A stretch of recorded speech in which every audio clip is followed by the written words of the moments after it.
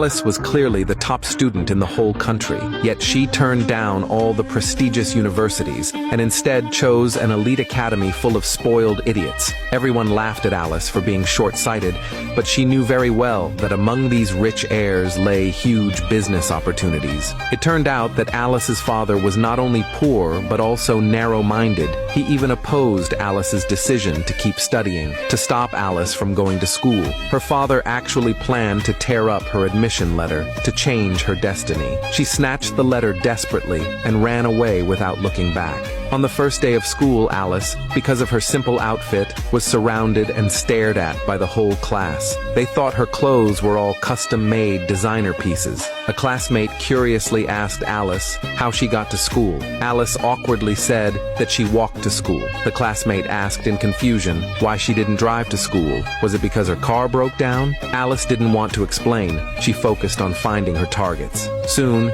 she set her eyes on 3 classmates. A month later, Alice decided to go after Benjamin first, because Benjamin cared too much about appearances, yet he was also a bit insecure. He was the easiest target among the 3, right? Then a student mocked Benjamin for being dumb, saying he'd never be able to inherit his family's company. After hearing that Benjamin furiously tried to beat that student up, Alice realized her chance had come. She offered to tutor Benjamin in his studies. Everyone was stunned. They never expected there to be someone who actually studied in class. Alice immediately said that she was admitted with the highest score in the country to this very class. But Benjamin had been tutored by many famous teachers, and his grades had never improved. So he didn't believe Alice had the ability to help him. Alice knew Benjamin wanted to prove to his father that he was capable of joining the family business. So Alice asked him what kind of grades would prove that he wasn't dumb. Benjamin hesitated and said passing all subjects would be enough. As soon as he said that,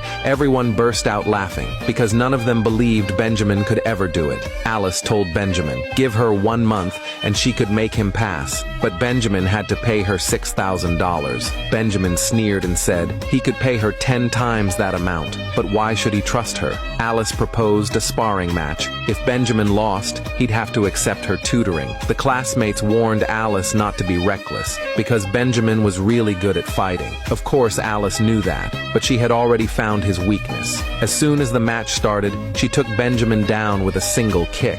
After witnessing Alice's strength, he immediately became her first student. Alice worried that Benjamin might go back on his word, so she told him that she had recorded the whole fight. If Benjamin ever went back on his promise, she'd spread the video everywhere. After Benjamin left Alice's next target, Jessica sat across from her with admiration and asked if she wasn't afraid Benjamin would hit her. Alice thought of her father and said sadly, getting hit is what she's best at. Over the next month, Alice tutored Benjamin every single day. Whenever Benjamin wanted to give up, she'd pull out the fight video. After a month of hard work, Benjamin actually passed his exams. Even the teachers couldn't believe it when the classmates heard. They all surrounded Alice and begged her to tutor them too. It even turned into an auction. Alice was overjoyed. She told them to line up one by one, but Benjamin suddenly grabbed her away, saying his lessons weren't finished yet, and she wasn't allowed to teach anyone else. Then he transferred her $600,000, but this aroused Luna's jealousy. So when Alice was alone, Luna had her dragged into the restroom. Alice thought it was because she'd gotten too close to Benjamin, and Luna had misunderstood. So she quickly tried to explain, but Luna wouldn't listen at all.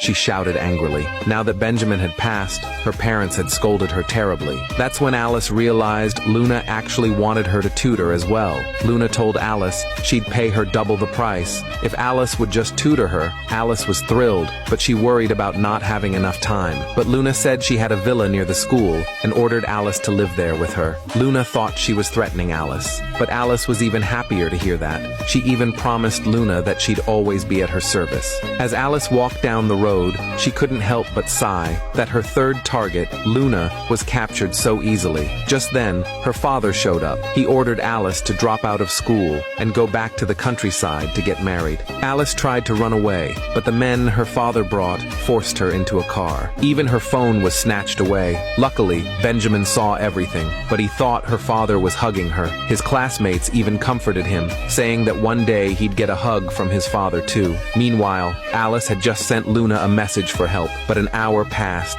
and Luna never showed up, just as Alice was about to lose hope. A dozen limited edition sports cars blocked her father's car.